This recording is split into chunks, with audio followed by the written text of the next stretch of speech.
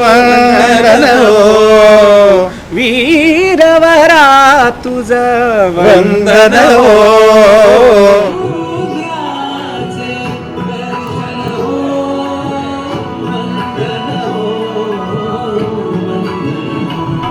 वंदन हो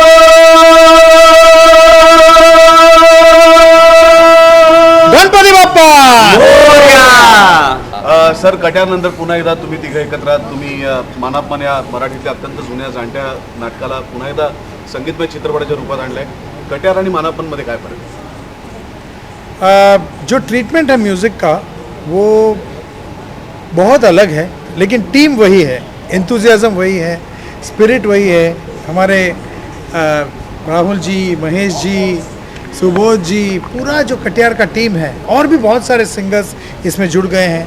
समीर सावंत ने लिरिक्स लिखा है, सुबोध भावे ने डायरेक्ट किया है. It's a beautiful musical. Treatment अलग है. जो sanctity of the old compositions, उसी भाव को रखते हुए हमने भी नए कॉम्पोजिशंस बनाने की कोशिश की है. But the instrumentation is pretty contemporary. दोनों का बहुत अच्छा मिश्रण है, because it's almost like a fairy tale. तो उम्मीद है लोगों को पसंद आएगा.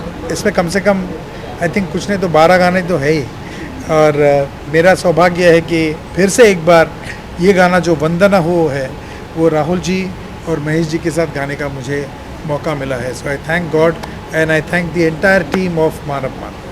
महेश आणि राहुल, एक कॉमन प्रश्न की पुन्हा एकदा शंकरजींबरोबर कट्यारनंतर गाताना काय एक्सपिरियन्स?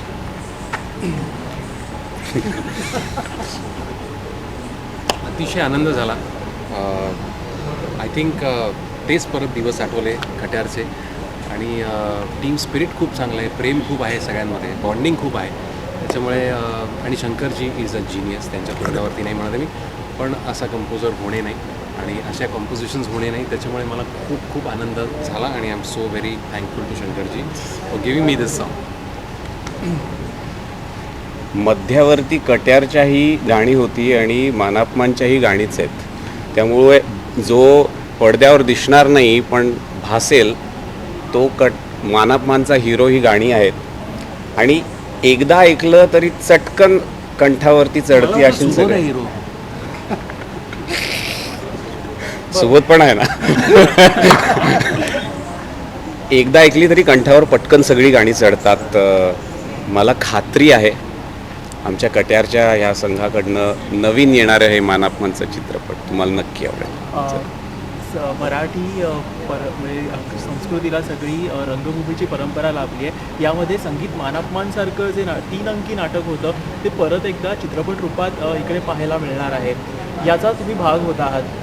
भलेही आता या गोष्टी रंगभूमीवरती होत नसेल, पण ते रुपेरी पडद्यामुळे कानाकोपऱ्यात आता पोचते आणि आपण त्याचे माध्यम आहात. याबद्दल काय वाटतं? काय सांगणार, भारावल्यासारखं वाटतं. कारण ही साधारण 100 वर्षापूर्वीची कलाकृती आहे.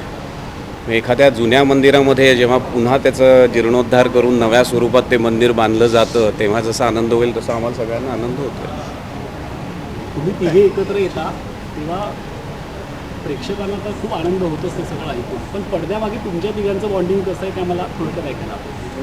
तुम्ही बघितलं आमचं केमिस्ट्री आणि आमचं बॉन्डिंग चांगलं असलं तर ते कम्युनिकेट होणार. Otherwise you'll never feel it. And तुम्ही आम्हाला बघितलं तर यू विल ऑटोमॅटिकली फील की यांचं बॉन्डिंग खूप चांगलं आहे. Because it is my privilege being with my 2 brothers. Not at all. Thank you. याची BTS पहा तुम्हाला काय.